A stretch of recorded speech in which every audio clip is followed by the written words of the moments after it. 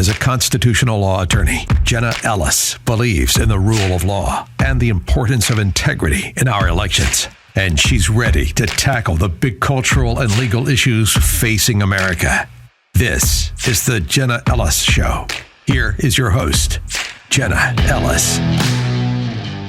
Hello, friends, and welcome to another episode of the Jenna Ellis Show. I'm Jenna Ellis, and we still need to be talking about Israel and whether the United States is going to be sending any aid through Congress. So according to the Washington Times this morning, the headline is Senate Republicans accuse Mitch McConnell of undermining Speaker Mike Johnson on Israel war aid. So Senate Minority Leader Mitch McConnell is staring down a growing revolt from conservative members over his opposition to House Republicans' emergency aid bill for Israel. GOP senators told the Washington Times they believe the Kentucky Republican is kneecapping newly elected House Speaker Mike Johnson by calling for a broader Israel-Ukraine package that more closely aligns with what the Democrats want. So Ron Johnson from Wisconsin, who is a Republican, said, quote, "I think our role as Republicans in the Senate should be to support the new speaker, not undermining him. What McConnell is doing is undermining the new speaker." So this is really interesting because, of course, McConnell, McCarthy, and other, I would call rhinos, Republicans in name only, have wanted to continue to send aid to Ukraine. So they are continuing to undermine Speaker Johnson, wanting a singular or line item bill instead of an aid package to Israel that would also support Ukraine funding. And this is great because we should also know who among Republicans and Democrats are voting to send aid to Ukraine when they don't support sending aid to Israel. And particularly because many Republicans and their constituents, including me, and I know many of you who are listening, want to send aid to Israel, but not to Ukraine. And Representative Chip Roy has a very interesting and I think a very apt and smart idea, which is that we don't just send a blank check in aid to Israel or Ukraine. If we are going to pay for aid to Israel, which we should, and stop sending support to Ukraine, the aid to Israel should come out of something else. So I had the opportunity to sit down with him yesterday, and he's going to join me right after this to talk more about why we need to have single line item bills, support the new speaker, and also send aid to Israel, but make sure that it comes out of somewhere else. And his idea to defund some of the things that we are currently funding from the United States is actually brilliant. So he's coming up right after this. With inflation, the banking world collapse, and everything that Joe Biden is doing not to protect America, you need to make sure to secure your financial health, especially in retirement. And hey, if you're a millennial like me, that actually is sooner than you think. You need to start now, even if you are a millennial or a Gen Zer, to make sure that your financial health is actually healthy when we get to retirement. And Legacy Precious Metals has a revolutionary new online platform that allows you to invest in gold and silver online in real time. In a few easy steps, you can open an account online, select your metals of choice, and choose to have them stored in a vault or shipped right to your door. You'll have access to a dashboard where you can track your portfolio growth in real time anytime. You'll see transparent pricing on each coin and bar, and this puts you in complete control of your money. The platform is free to sign up for. Visit legacypminvestments.com and open your account and see this new investing platform for yourself. Gold hedges against inflation and against a volatile stock market. A truly diversified portfolio isn't just more stocks and bonds, but different asset classes. This brand new platform allows you to make investments in gold and silver, no matter how small or large, with just a few clicks. Visit legacypm.com to get started. You can download the free investor's guide, and you can also call Legacy PM Investments to talk to a portfolio expert to get expert answers to your to customize your personal portfolio. So visit legacypminvestments.com to get started. Tell them that Jenna sent you. Welcome back, and I want to welcome in my next guest, our good friend, Congressman Chip Roy from the great state of Texas. And Congressman Roy, in the last segment, I was ranting about how the left is absolutely trying to target new Speaker Mike Johnson, not over his conservative policies, not over the fact that he's even a Republican, but about his Christian faith and his biblical worldview. In fact, Huffington Post even wrote an article condemning his wife, who is a biblical counselor, for actually posting on her own website a statement of faith that suggests that any aberrant sexual activity that is against biblical truth is immoral and sinful. Well, Christians believe that, but somehow that's not okay with the left and the Huffington Post. And yet, Joe Biden and Nancy Pelosi, who call themselves devout Catholics, it's okay for them to bring their worldview to work because they support pro-choice and the Democrat leftist policies. It's okay for the Squad to be extremists in terms of supporting actual terrorism. That's all okay. But we can't, as Christians, exercise our faith if we happen to be a member of Congress or the Speaker of the House. What's your response to all of this? Well, good to be on, Jenna. This is just the normal playbook that not just the radical left, but the left generally, Democrats generally, even some, frankly, mainline Republicans who don't want to address truth in the world, right? They don't want to address the reality of a earth given to us by our Creator, the reality that our founders full well understood, obviously made very clear in the Declaration with respect to rights that are unalienable but that are granted to us by our Creator. That reality, that recognition, that understanding of the order of the world is really important, and it is a foundation of our Western civilization that made this world the most, the safest, the most secure, and the most prosperous in the history of mankind. That's where you need to start with, and that's what Mike's talking about, right? That's when he talks about a biblical worldview and about a worldview that he thinks is important to espouse. The only criticism I'd give, and I say this humbly, is if I was Mike's family, I would not have pulled down a website. I wouldn't have, backed away in any stretch of the imagination. At the end of the day, it's important for us to stand up for our values, our beliefs, and why they make this world a better place. I believe that fundamentally, and I will not apologize for it. And I know Mike has never apologized for it, and I think that is commendable. Yeah, I wholly agree, and it was interesting to me to see that that statement was pulled down from the website when it's totally accurate and it's fully in line with the biblical worldview. And I appreciate so much that you are willing, and Mike Johnson and the few other stalwart Christians are willing to stand firm on the truth of the Bible. I mean, that is something that we cannot compromise on. I mean, regardless of what other policy considerations, other things, or, different politicians we support, whatever, the truth of the gospel of Christ is something that can never be compromised. And we see that throughout world history and why America is the greatest nation because of that. Yeah, go ahead. And Jenna, and I think something that's really important, and this is going to be a little bit of a side conversation, but that is really central to this whole point. It is not hypocritical to observe truth when you violate truth, right? We are all sinners and fall short of the glory of God. That is central to our Christian faith. And so to recognize that an individual is flawed, that you have a temper or use language you shouldn't use, or you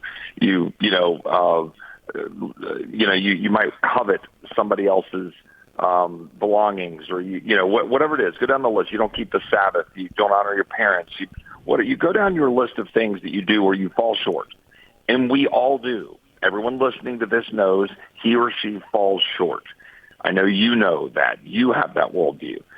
That does not mean you're hypocritical to believe that we are supposed to follow not just the law as given to us and then follow the teachings of Christ as a Christian, but also that you just recognize the reality that we fall short as humans. And then to say that you want to set a standard and that you want to try to adhere to that standard and that is the proper way for us to live, and that worldview means a much better world for people, a safer world, a more prosperous world, a world in which people are treated fairly, a world in which people can operate under the rule of law. There's a reason that Moses sits up above the chamber in the house or above the Supreme Court. There's a reason that Western civilization has meant so much for the world. And we cannot, that is actually central to everything we're fighting about right now. Even as things unfold in Israel, even as we see our Jewish brothers and sisters being targeted around the world and Christians being targeted around the world, we need to remember this is a central fight, and it is something that is foretold, and that we have to stand up on the mountaintops and defend not just our beliefs, but truth. So well said, Representative Chip Roy. And I think you're so right to point out this is why we have a standard, why we have a rule of law, and why our founders acknowledged that it's God who is the sovereign, not them, because they knew they were flawed as well and that they may not even get it right the first time. That's why we have the amendment process in the Constitution. And every Christian, if we are sincere, will say, don't look to me as the standard. And we should take responsibility for our mistakes. We should confess our sins daily. And we should say we want to be daily more conformed to the image of Christ with recognizing that the only virtuous moral standard is the truth of God. And that's why we have to have a rule of law that is premised on biblical morality. Otherwise, it is totally arbitrary. And we need to do our best to advocate for that and to the biblical worldview. And you also mentioned, this is why then the policy outflows from this biblical worldview and this perspective. And you are fighting really hard to make sure that the military aid to Israel is paid for out of something else rather than just this bucket of, I think, fictitious money that America has been sending to Ukraine, for example. And this shows a fiscal responsibility angle of morality, I think. But why are you fighting so hard when we're talking about Israel and that military aid to be paid for out of something else? Well, this is a really important question, right? And it stems from what we were just talking about in terms of our belief system and how we should operate. I mean, we have been diverging from responsible governance for as long as I've been alive, and certainly it's been accelerating in recent years in the last couple of decades. And we are not just mortgaging our future and spending money we don't have to the detriment of our fiscal health and racking up debt and racking up interest, although, side note, this is an extraordinary moment of epic danger with respect to how much our interest payments are piling up as interest rates go up and our debt goes up. The percentage of our overall GDP that is now going to be interest payments is extraordinary over the next decade. We are going to blow past our national defense expenditure with just interest payments. So now that is your backdrop. Now people want us to come in and write a $14 billion check to Israel. Let me be clear about my unequivocal support for Israel, my belief that our standing alongside Israel is much more than just our heritage and our Judeo-Christian values and connection to Israel and Jerusalem and our history, but it is central to our national security right now. It is central with respect to our engagement in the world, with Israel standing athwart the evils of radical Islam in the Middle East and what we saw just unfold in the recent weeks with the unbelievable barbaric acts of Hamas against our Israeli brothers and sisters, and frankly, directly to Americans. Let's remember that part. It is in our national security interest that Israel be strong, that their Iron Dome function and work well. I fully support that. However, it is also in our national security interest that we stop writing blank checks, that we stop being irresponsible, that we stop funding endless quagmires, be it in Ukraine, be it in Iraq and Afghanistan, be it potentially in and through Israel. We must be very cautious. So for me, there is a principle. We must pay as we go. We must pay and sacrifice if we're going to engage in funding proxy wars. And that is central to this. So $14.5 billion, we can pay for that. We should pay for that. And I would be hypocritical if I said, well, you know what? I think it's important for Israel. Let's just write a blank check. When I will not do that for Ukraine. We must come together as a country, be responsible, find the funding for it. And if my Democrat colleagues, they want to choose the IRS expansion to target American citizens over funding Israel, then let them make that choice. I'm happy to cut something else that they want. For example, the United Nations or UNRWA or the Human Rights Commission that are refuse to actually condemn Hamas. There are endless supplies of things we fund that I'm happy to cut. And if Democrats want to sit at the table, they're welcome to. But we should not write a blank check. This is so well said, and I think is the best argument for the Republicans who, like me, want to see America give aid to Israel, but have not supported this endless funding to Ukraine because it is a blank check and it is not fiscally responsible. And you even mentioned that our national security interests would dictate that we should stop writing blank checks. And I would love to see other things that America funds, like the Human Rights Campaign and other things, diminished. And so with Speaker Johnson's leadership, where do you see that we can genuinely pull this from that would at least get the support of all of the House Republicans? Well, look, I hope all House Republicans will stand behind this common sense legislation that the Speaker intends to bring up this week that would fund Israel, but pay for it out of an expansion. Remember, $87.5 billion expanding the IRS to target citizens, which historically has targeted the poor and minorities far more than any of the more wealthy people in this country. But if that's not something that people can support, be they Republicans or Democrats, then by all means, come forward with something. But it's got to be real, and it's got to be from this year. There is plenty to cut. Again, I'd be happy to cut all of the funding to the United Nations. It is an utterly disastrous organization that conspires against the interests of America. I do not know why we continue to fund billions of dollars to the United Nations every year. UNRWA is direct funding that is going to Hamas. You've got UNRWA dollars that are going to prop up and support Hamas. Why would we continue to fund that? Why would we continue to fund the UN Human Rights Commission that is clearly opposed to us, Israel, and our allies? Why would we continue to allow, for example, Iran? Why do we not sanction Iran to stop their making billions of dollars from oil transfers to China, which may or may not result in dollars to us? Why don't we go freeze assets or go take frozen assets? Why don't we go work with Qatar to take those frozen assets and then use it to pay for things? I'm happy to entertain all ideas, but right now what I'm not willing to do is entertain a blank check for anyone, and that includes even Israel, whom I strongly support and believe that it's in our national security interest to support. And Congressman Chip Roy, this is why, for the record, just for me personally, you are one of my absolute favorite people in Congress, because you make these arguments brilliantly and articulately and consistently. And I know that you will stand firm on this. And there is going to be also, according to Speaker Johnson, a single issue bill that comes up. So it's not just this package of, well, Republicans, if you want to support Israel, you also have to support funding for Ukraine. And I think that makes sense as well. Well, I totally agree, and Mike is 100% right on that. Now, the issue here is going to be when pressure is being brought to bear by some of our friends in the Jewish community who just say, look, we appreciate what you're trying to do, but it's more important to get the money to Israel immediately, and we're going to be all staring in the abyss in our hearts and looking at what's going on with respect to the horrific stories where we see where they put Israeli babies in ovens while they rape the mother in the house. I mean, these are real stories that we are seeing come out of the details of what happened with respect to the barbaric acts of Hamas against our Israeli brothers and sisters. There's going to be a lot of people who are on the Democratic side who are going to say, you can't touch that. You're just politicizing this with IRS money.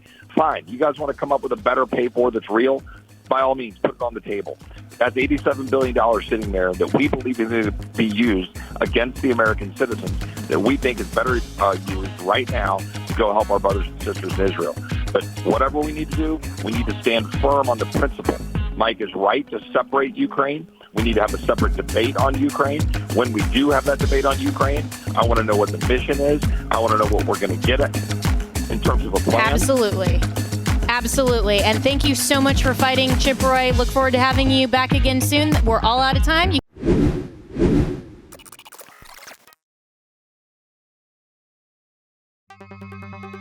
With inflation, the banking world collapse, and everything that Joe Biden is doing not to protect America, you need to make sure to secure your financial health, especially in retirement. And hey, if you're a millennial like me, that actually is sooner than you think. You need to start now, even if you are a millennial or a Gen Zer, to make sure that your financial health is actually healthy when we get to retirement. And Legacy Precious Metals has a revolutionary new online platform that allows you to invest in gold and silver online in real time. In a few easy steps, you can open an account online, select your metals of choice, and choose to have them stored in a vault or shipped right to your door. You'll have access to a dashboard where you can track your portfolio growth in real time anytime. You'll see transparent pricing on each coin and bar, and this puts you in complete control of your money. The platform is free to sign up for. Visit legacypminvestments.com and open your account and see this new investing platform for yourself. Gold hedges against inflation and against a volatile stock market. A truly diversified portfolio isn't just more stocks and bonds, but different asset classes. This brand new platform allows you to make investments in gold and silver, no matter how small or large, with just a few clicks. Visit legacypm.com to get started. You can download the free investor's guide, and you can also call Legacy PM Investments to talk to a portfolio expert to get expert answers to to customize your personal portfolio. So visit legacypminvestments.com to get started. Tell them that Jenna sent you. My friend Mike Lindell has a passion to help you get the best night's sleep of your life. He didn't stop at the pillow. Mike also created the Giza Dream bed sheets. I have them. I love them. These sheets look and feel great, which means an even better night's sleep, which is crucial for our overall health. Mike found the world's best cotton called Giza. It's ultra soft and breathable, but extremely durable. Mike's latest deal is the sale of the year. For a limited time, you will receive 50% off the Giza Dream Sheets marketing prices, down as low as $29.98, depending on the size. So go to mypillow.com and click on the radio podcast square and use promo code Jenna, Jenna. There, you'll find not only this amazing offer, but also deep discounts on all MyPillow products, including the MyPillow 2.0 mattress topper, MyPillow kitchen towel sets, and so much more. I have all of this. I love it. Everything from MyPillow and also mystore.com. You can use promo code Jenna. So go to mypillow.com, use the promo code Jenna, and also mystore.com. And remember, use the promo code Jenna.